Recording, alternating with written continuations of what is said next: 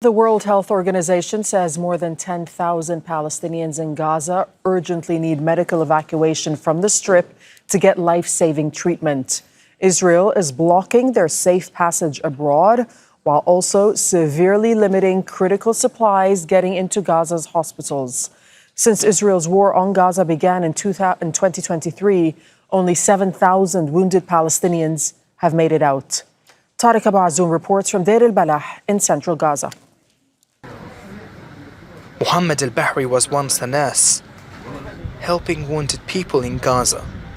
Now, he is one of tens of thousands who have been injured, suffering and forgotten. He was shot by Israeli forces while trying to collect food from a food distribution site run by the notorious Israel and US-backed Gaza Humanitarian Foundation. Since that day, he has not spoken a word. My son was a nurse, saving lives and treating the wounded. But famine left us with nothing, and he was forced to go to the Gaza Humanitarian Foundation to bring back food. That's when he was shot. Now he can't speak. He has lost all feelings in his right leg and hand. Mohammed needs to be evacuated so he can receive urgent medical treatment. But like thousands of others, he is trapped in Gaza's collapsing health system, with help far away and out of reach. In the Strip's broken hospitals, every hallway is a waiting room. Mohammed Dawas is a Palestinian with special needs. His legs were damaged by shrapnel from an Israeli bomb that exploded close to him. He may never walk again. My son Mohammed was injured while walking along the beach. The injury left him paralysed and he urgently needs treatment abroad. But the number of wounded is overwhelming and Gaza's hospitals can't provide the care he needs. We're watching him suffer, knowing we can't help him here. The World Health Organization says more than 10,000 people in Gaza urgently need to be evacuated from the Strip to get the treatment they need. What we need is multiple corridors for these medevacs. We need a restoration of the traditional referral pathway from Gaza to the West Bank and East Jerusalem. We also need more countries who are willing to receive these patients from Gaza. The organization says just 7,400 patients have been moved out since October 2023, including more than 5,000 children. Time is running out for Gaza's wounded, and for thousands of them like Mohammed, hope is fading with every day that passes, and for many of them, the long delay in getting the urgent medical help they need means so is life. Tareq Azzoum, Jazeera, Deir el-Balah, Palestine. We're now going to speak to Dr. Hani Isleem, who's a medical evacuation project coordinator for Gaza at Doctors Without Borders, joining us from Amman this hour. Dr. Isleem, thank you for your time.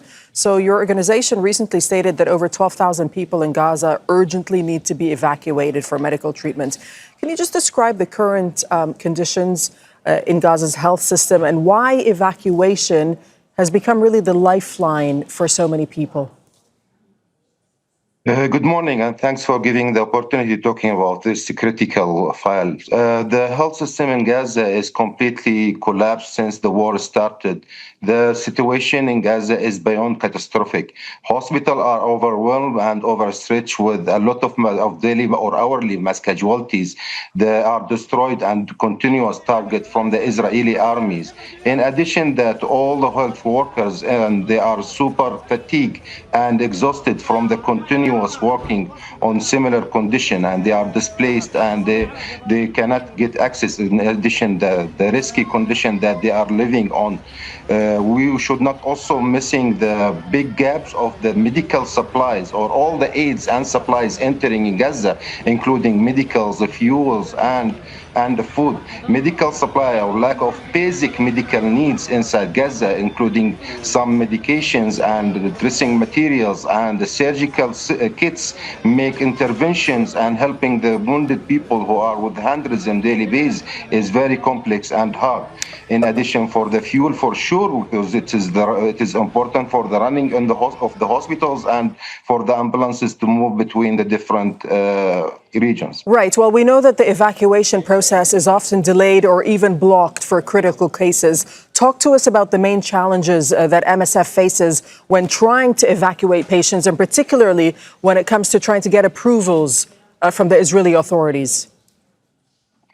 I can say that in two phases. We have, and these two phases is completely related to the U.S. New administration before the election and after the election.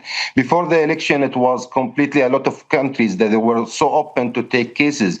But then, with the longer process of getting the approval from the Israeli authorities, between brackets is what called the COGAT. It is the department that responsible of giving the clearance of the patients of departuring, even all the supplies and everything. So they are always, or most of the time, they were denied. Even the patient, if it is approved, they were really refusing the companion. And there is no clear reason behind this refusal and no justification behind that. And we notice that it is a random and arbitrary refusal because the patient sometimes a few weeks later, they can go with the same rejection to go out. So there is no clear justification of that. And that's make them a lot of country who was really motivated and open at the beginning of the crisis of Gaza to take patients, that did make them desperate and fail to take patients. Then we have the second phase after the election of Trump and the new US administration arrived, and the announcement